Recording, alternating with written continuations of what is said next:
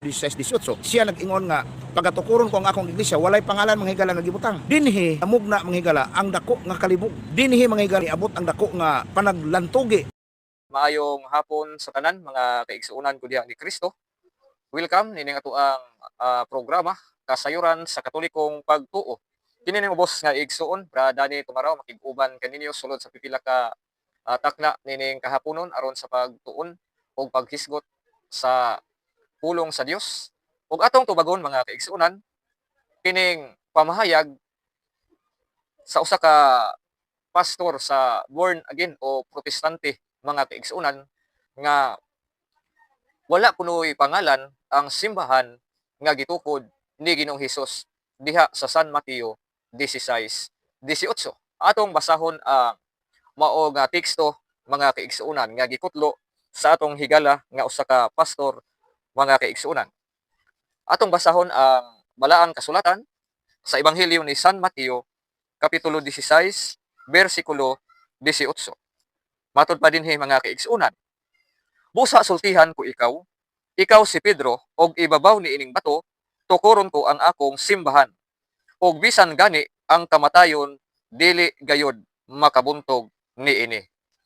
Sama sa giingon sa atong higala nga pastor, nga matod pa niya nga walay ngalan ang simbahan nga gitukod ni Ginoong Hesus diha sa San Mateo 16:18.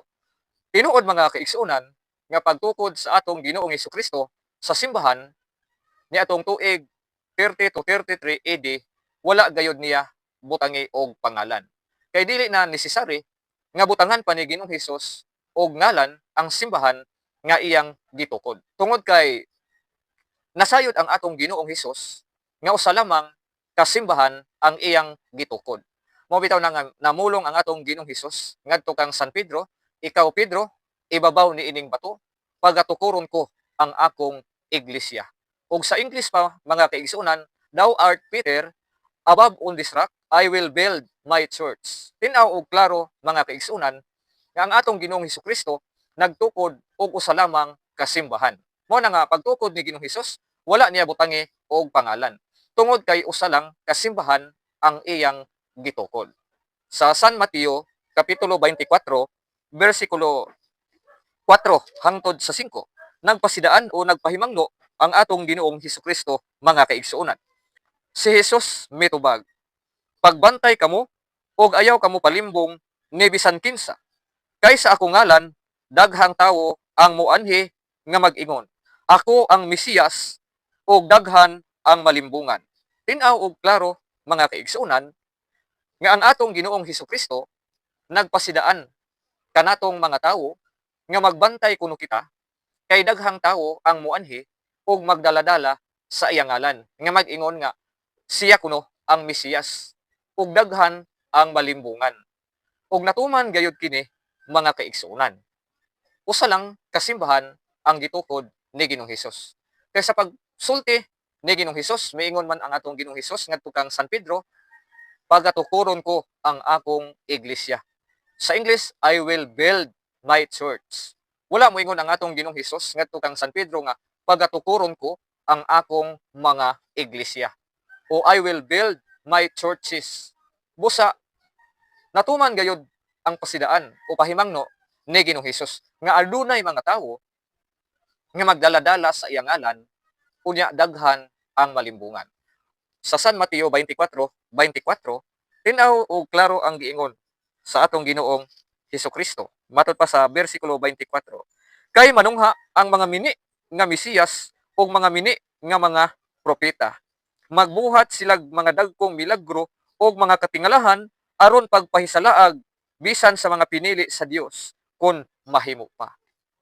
Aduna kunoy mga mini nga mga propeta nga moanhi mga kaigsuonan. Sa bersikulo 4 hangtod sa 5, miingon si Ginoong Hesus, pagbantay kamo og ayaw kamo palimbong ni bisan kinsa. Kini kunong simbahan nga gitukod ni Ginoong Hesus, bisan unsa kunoy ngalan ni ining maong simbahan. Usa kana ka sayop nga pagpanudlo mga kaigsuonan. Usa kana ka panabla nga pagtulon-an mga kaigsuonan. Nganuman, usa kana ka pagpanglimbong mga kaigsuonan aron nga mulusot kunuhay ang ilahang simbahan nga gipasakupan. Atong balikon, pagtukod ni Ginoong Hesus, wala niya butangi og ngalan. Apan sa dagan sa panahon, aduna may mga tawo nga mangita gayod sa kamatuoran. Kay matod pa sa Ebanghelyo ni San Juan Kapitulo 8, versikulo 32. Ang kamatuoran mao'y maghatag kanato og kagawasan. Unya sa San Juan Kapitulo 14, versikulo 6, mayngon si Ginoong Hesus nga ako ang dalan, ang kamatuoran ug ang kinabuhi. Walay makaadto sa Amahan kun dili moagi kanako. Mo na nga sa dagan sa kapanahunan aron nga makaplagan sa mga tawo nga nangita sa kamatuoran bisan tuod og wala kini butangi og pangalan ni Ginoong Hesus sa iyang pagtukod, adunay gibutang nga mga timaan